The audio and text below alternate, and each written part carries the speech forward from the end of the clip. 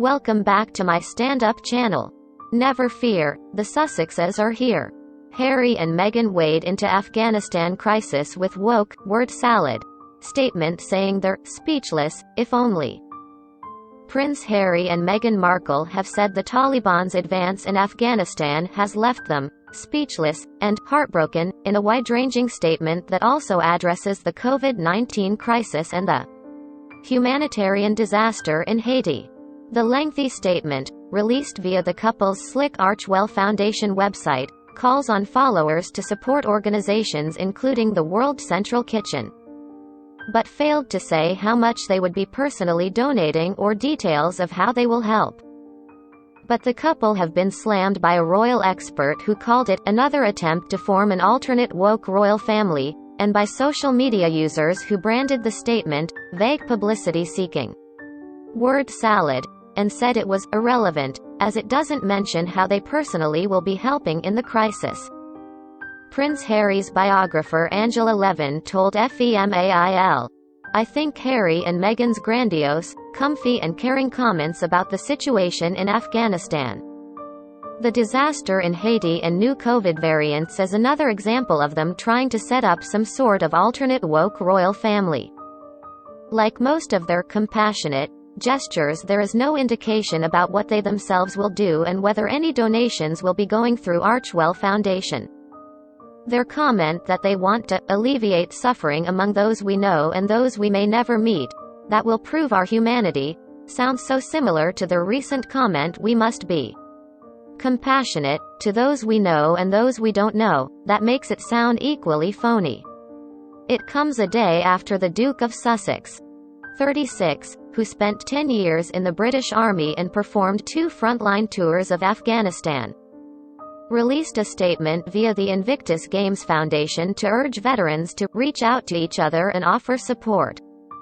Amid scenes of frightened Afghans trying to flee a return to brutal misogynistic rule after the Taliban captured the capital city Kabul, Harry and Meghan's statement, which uses US spelling, says, "The world is exceptionally fragile right now. As we all feel the many layers of pain due to the situation in Afghanistan, we are left speechless. As we all watch the growing humanitarian disaster in Haiti, and the threat of it worsening after last weekend's earthquake, we are left heartbroken. And as we all witness the continuing global health crisis, exacerbated by new variants and constant misinformation, we are left scared.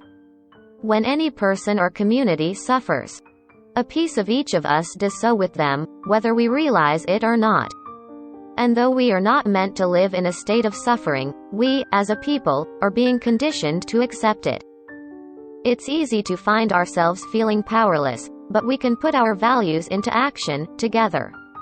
To start, we encourage you to join us in supporting a number of organizations doing critical work.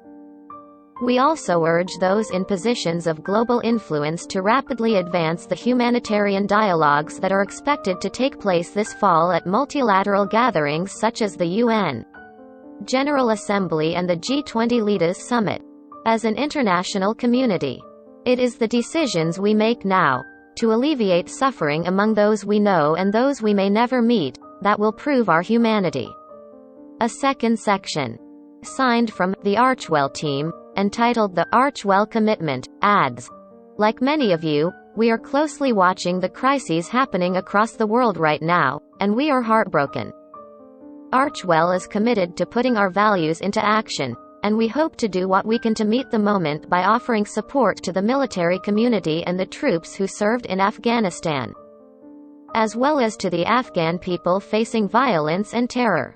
We are also supporting the emergency response in Haiti with our partner World Central Kitchen, which is working with local organizations that are helping with recovery efforts to save lives and preserve the health of those on the ground."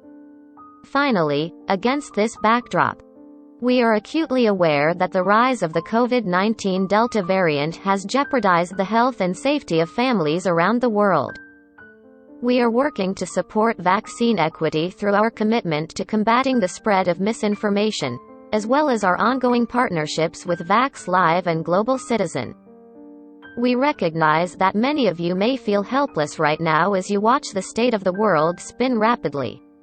It can feel disorienting and defeating, but we have faith in the power of shared purpose, action, and commitment to our collective well-being. It adds a list of charities to help those affected in Afghanistan and Haiti, as well as resources for your own mental health, which we hope you'll use as you navigate whatever comes up for you during this critical time.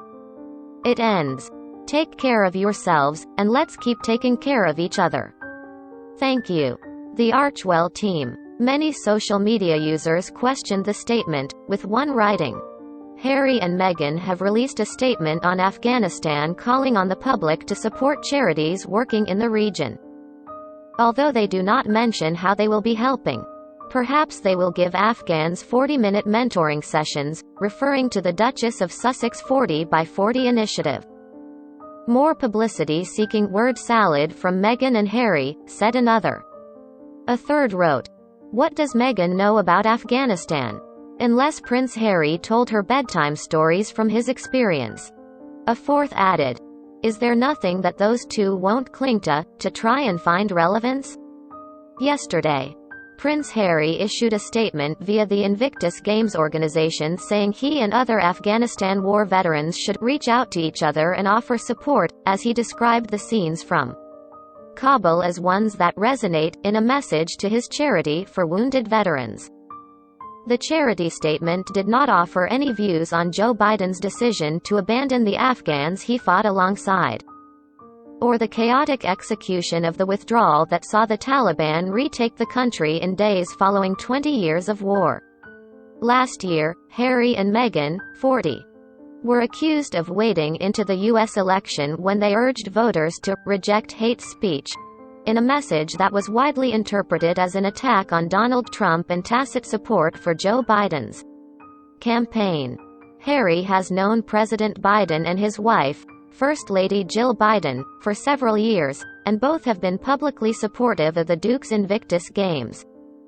At least 12 military flights took off from Kabul airport today, including 3 UK planes, as the Ministry of Defence aimed to up to 7,000 people out of the country. Some 370 UK embassy staff and British nationals were flown out by the MOD on Sunday and yesterday, while 289 Afghan nationals were taken out last week, and a further 350 British and Afghans will be taken out of the country in the next 24 hours. The UK could give refuge to tens of thousands of Afghans in total after the Taliban takeover, as Foreign Secretary Dominic Raab vowed the UK government's response will be big-hearted. It comes after pandemonium yesterday as thousands of desperate people rushed the runway and clung to the wheels of departing U.S. jets, with one horrifying video appearing to show how one man was crushed to death in the landing gear of a C-17 transport plane. The footage, which emerged today, shows what appears to be a man's legs protruding from the side of the jet and failing against the side of the aircraft. A U.S. official later confirmed that human remains were found in the landing gear of a jet, which made an emergency landing after declaring a mid-air state of emergency. There are at least 56,000 people who need evacuating from Afghanistan, including some 22,000 flying on U.S. special immigrant visas, 4,000 British nationals, 10,000 refugees that Germany has said it will accept, and 20,000 bound for Canada. In reality, that number is likely to be far higher once diplomatic staff from dozens of countries which had relations with Afghanistan's former government are taken into account. The U.S. said it may issue up 80,000 special immigrant visas to those who helped with combat operations and are likely to face revenge attacks from the Taliban. While 7,500 troops currently guarding the airport, including 6,000 Americans and smaller numbers of British, Turkish and Australians, will also need to leave. At least 6,000 people have already managed to flee the country on evacuation flights that began on Sunday, with a dozen departing today, most of them flying to neighboring Middle Eastern countries before continuing their journeys west. Spain, France and India confirmed their diplomatic staff were evacuated today. Russia and Indonesia said their embassies will be partially evacuated. With the EU mission has said staff including its ambassador Andreas von Brandt is still in the country and will need to leave. Prime Minister Boris Johnson hopes to convene a meeting of G7 world leaders at the earliest opportunity, as he looks to coordinate the international response. As Mr. Robb said, the UK would have to work with challenging partners on how to deal with the Taliban. During the Taliban's rule in 1996 to 2001, women could not work and punishments such as public stoning, whipping and hanging were administered. The Taliban have said there will be no retribution against opponents and promised to respect the rights of women, minorities and foreigners. But many Afghans are skeptical and fear old enemies and activists will be rounded up. Source: dailymail.co.uk. Please like, share and subscribe. Thank you for watching.